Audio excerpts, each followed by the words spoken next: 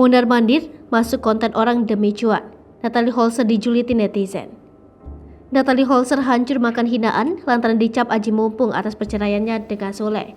Mondar-mandir masuk konten orang, cerita kehidupannya pasca cerai dengan Sule. Natalie kini makan hinaan. Ada yang mendukung, namun ada pula netizen yang julid hingga berikan komentar miring kepada Natalie Holzer. Diakui Natalie, ia harus kerja keras pasca berpisah dari Sule.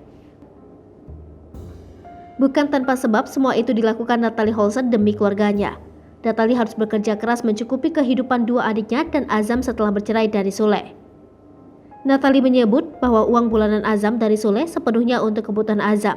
Sedangkan untuk kebutuhan dirinya sendiri dan dua adiknya, Natalie Holzer harus kembali mencari tambahan.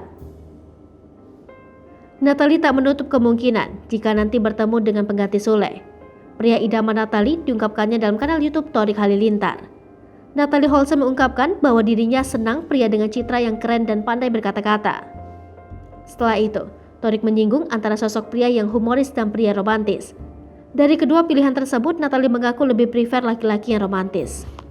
Hai pemirsa Sri Popo TV, jangan lupa komen, like, dan subscribe, serta tonton terus berita-berita terupdate lainnya ya.